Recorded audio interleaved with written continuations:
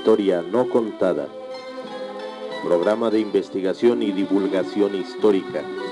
Investigaciones realizadas con pruebas documentales, testificables y monumentales. La historia que no está escrita en los libros oficiales. La historia no contada. Bienvenidos.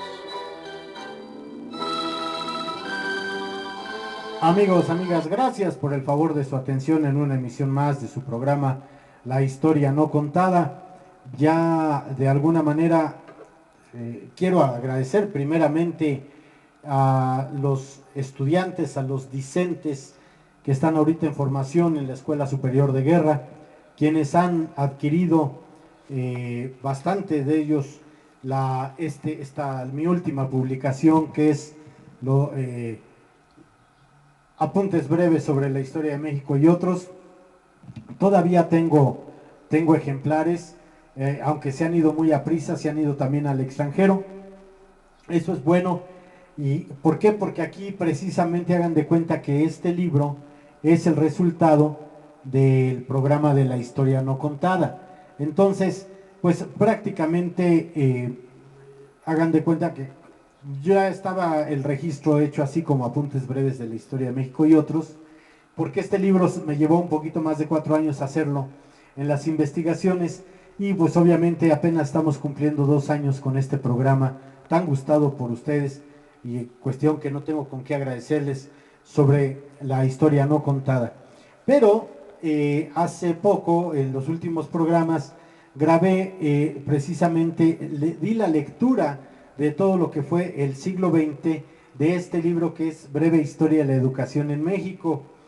Bueno, pues cumpliendo los 100 años de formarse la Secretaría de Educación Pública, resulta ser que no hubo años en que no se llamó así, y este programa precisamente es para precisamente el informarles, el decirles para aquellos investigadores, pues cómo se llamó lo que ahora es la SEP o el Ministerio de Educación, cómo se llamó en tiempos anteriores. Es un programa cortito, pero con mucha información, y la información que yo les voy a dar pues es una información bien sustentada, bien cimentada, bien hecha la investigación, y precisamente sería como un anexo al programa anterior sobre los 100 años de la SEP. Bueno, pues este sería un anexo de cómo se llamó la SEP en siglos anteriores, y prácticamente estoy hablando sobre el siglo XIX, hacia 1821, del 21 al 23, que prácticamente estamos hablando del primer imperio mexicano, de obviamente la independencia de México, la firma del Acta de Independencia, todavía por ahí el Congreso que no hizo su trabajo, bueno, pues maljuzga a Iturbide y todo aquello, pero ya desde Iturbide prácticamente, aunque muchos no lo quieran, igual que a Porfirio Díaz, pues ya existía. Entonces les comento que de 1821 a 1823 se llama Secretaría de Estado y del Despacho de Justicia Universal y Negocios Eclesiásticos, aunque desde los secretos de Sentimientos de la Nación de Morelos, de 1813, ya habla de una sola religión, que es la fe católica, habla de la educación, pero no habla tanto del laicismo. Ya después viene cuando la separación de bienes que hace Juárez, por eso la guerra de reforma, que dura 3 años, desde la Constitución del 57, que hasta la mamá de Comonfort lo condiciona y se da un autogolpe para que suba Juárez, lo condiciona que jure o no esa Constitución que decían que era del diablo. Bueno, pues ahí viene la desamortización de los bienes de la Iglesia y la educación laica y gratuita, que después va a pasar, lo va a tomar Venustiano Carranza en el tercero constitucional. Bueno, y aquí por eso dice, y negocios eclesiásticos, bueno, porque la Iglesia muchísimos años y a la fecha, sigue teniendo de las mejores instituciones educativas en nuestro país.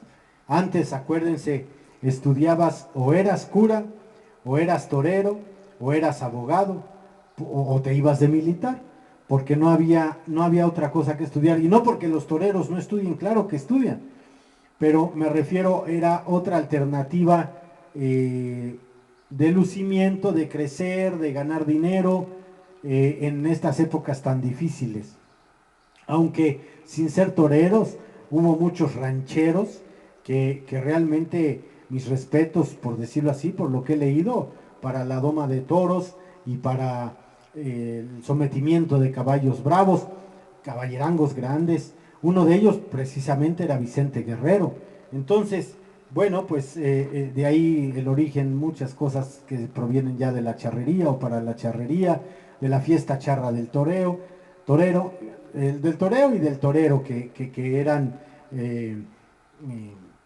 de alguna manera gente de campo que se dedicaba precisamente a a estas maniobras, y que de alguna manera llegaron o tuvieron un nivel muy grande, ¿no? Como el torero Charro de México, no sé si ya murió o en sí se fue sin retirarse. Mariano Ramos, si mal no recuerdo, corríjanme si estoy en un error, el torero Charro. Pero bueno, después de 1823 a 1837, obviamente ya acuérdense que en el 1824 es fusilado y muerto Iturbide, porque se regresa de Europa sabiendo que se está planeando una invasión a México nuevamente por parte de Inglaterra y de España. Bueno, de 1823 a 1837 se va a llamar Secretaría de Justicia y Negocios Eclesiásticos.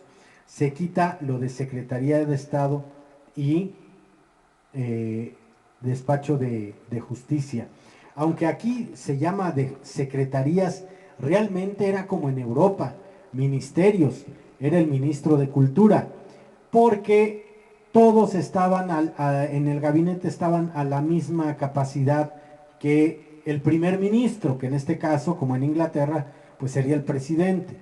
En este caso, ahí por la época de Plutarco Elías Calles y Álvaro Obregón, decían cómo los ministros van a estar a la misma altura que el presidente de la República, que sería el primer ministro, el primer magistrado. Entonces el presidente y a todos los demás los convierte en secretarios. ¿Qué quiere decir? Pues sí tienen su peso, pero son los segundos, no están al mismo nivel de la presidencia.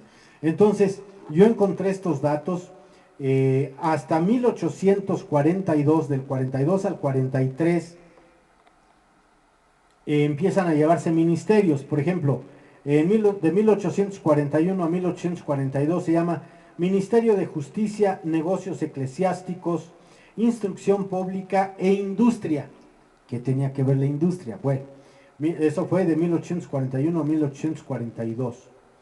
Y después de 1842 a 1843 vuelve a haber un cambio y se llama Ministerio de Justicia e Instrucción Pública. O sea que la impartición de las leyes estaba al mismo nivel que la impartición de la educación, por lo que se dice de esta investigación.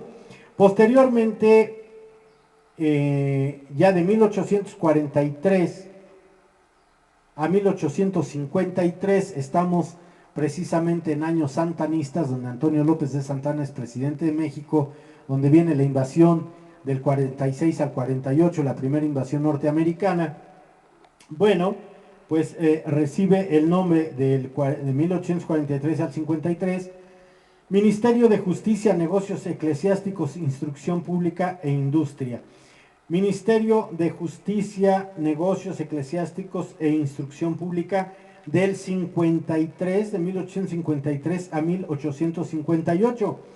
Y después viene a ser Ministerio de Justicia, Fomento e Instrucción Pública de 1858 a 1861, prácticamente un año después de que se promulga la Constitución del 57, y en el 60-61 va a iniciar la Guerra de Reforma, que sabemos que es artillada por la Iglesia Católica. Y después de 1861 a 1904, ya en pleno periodo, bueno, la mayoría del periodo porfiriano o porfirista, pero todavía 1861, todavía nos falta el Segundo Imperio. Bueno, pues es el Ministerio de Justicia e Instrucción Pública. Ya de ahí va a ir cambiando hasta que se crea la Secretaría de Educación Pública. Y precisamente en esta última etapa de 1861 a 1904, ustedes saben que del 63, que se vuelve regencia, porque ya se ha aceptado el trono de México, hasta el 67, que muere Maximiliano fusilado en el Monte de las Campanas, o en el Cerro de las Campanas, allá en Querétaro. Bueno, pues, ¿a quién le debemos a que hayamos hecho tarea todos después de clase, cuando íbamos en la mañana a la escuela, o viceversa? Porque antes no había turno ni vespertino ni nocturno. Esto vino al paso del tiempo y por la necesidad de la explotación demográfica en México, de la explosión demográfica, de tanto niño, tanta niña que va a haber, pues que a lo mejor no alcanzaban los turnos matutinos o tenían que trabajar. Cosa que Carlota de Bélgica, la emperatriz de México, prohíbe el trabajo infantil. Ella decía que tenían que irse a la escuela. Y quien trae un modelo que también viene todo esto narrado en el siglo XIX, en este librito de breve historia de la educación en México, en 1865, poco más o menos, Maximiliano de Habsburgo, ellos llegan a México de la madrugada o en la noche del 27 al 28 de mayo de 1864, que es ya en el 28 de mayo, ya es cuando bajan ahí en Veracruz. Pero llegan un poquito antes, nadie les hace caso, nadie los toma en cuenta, no son bien recibidos, todos esperan dentro de los barcos. Y entonces, hacia 1865, manda traer, o ya traía y lo pone en actividad, lo pone en acción, un plan de estudios francés. Maximiliano, precisamente es gracias a él le debemos, por si no lo sabían, y hay mucho maestro que tampoco lo sabe, que desconoce la historia de la educación. Bueno, gracias a Maximiliano por el sistema francés que trae de educación, todos hicimos tarea. ¿Por qué? Porque él decía que ese método era para lo estudiado en la mañana o lo aprendido en la mañana o por la mañana en la escuela primaria o de iniciación, de estudios iniciales o de iniciación básica o de primeros estudios también, como se llegaba a llamar, bueno, fuera refrendado por la tarde haciendo actividades propias, calificables al día siguiente de la materia o de la instrucción que habían recibido aquel día por la mañana. Entonces, y así se fue cambiando. Gracias a Maximiliano todos hicimos tarea y hemos hecho tarea, pero gracias a su sistema que trae él, precisamente un sistema educativo francés. Aunque después, ya en la modernidad, a finales del siglo XIX, principios del XX, ya creada la SED en 1921, que ya les había comentado que desde 1920 se comienza a preparar los murales, Vasconcelos empieza a llamar a los grandes artistas, y en esta cruzada contra precisamente la ignorancia, pues Álvaro Obregón, que ya le había renunciado Vasconcelos a Obregón, le dice: Pepe, no te vayas, ayúdame con esta gran encomienda de, como evangelios, de evangelizar, de culturizar, de educar a toda la República. Y empiezan a hacer muchos libros y empiezan a imprimir a los grandes filósofos griegos. Sí, pero bueno, la gente, ¿para qué quería su montón de libros si no sabía escribir, ¿no? Ni leer? Es como cuando, por ejemplo, hacen las rifas, o antiguamente el antiguo PRI hacía las rifas en comunidades donde no había luz, y rifaban licuadoras y rifaban planchas. ¿Y cómo lo iban a usar si no había luz en esa comunidad? O sea, cuidaban los centavos y descuidaban los tostones. Pero bueno, eso siempre ha sido, y en la educación también. Entonces valga este programa precisamente como un reconocimiento a la Secretaría, que alguna vez funcionó, y que precisamente ya les expliqué aquí cómo primero comienza como Secretaría y después comienza ya como ministerio, pero en las épocas post-revolucionarias, pues resulta ser que ninguno tenía que ser igual o tenía que estar al mismo estatus que el presidente, entonces se nombran secretarios. Y bueno, pues no me queda más que agradecer su presencia en este programa. Espero haya sido de ayuda a estos datos que les he dado, que precisamente partimos de 1821 hasta 1904, ya en era porfiriana, de qué nombre llevó la Secretaría de Educación o el Ministerio de Educación, que cuando fue de Industria y Fomento, pues precisamente también Lerdo de Tejada, don Sebastián Lerdo de Tejada, fue el ministro de aquello, y bueno, después cuántos secretarios de Educación han pasado y han resultado realmente efectivos, han resultado realmente productivos para dejar algo a la nación.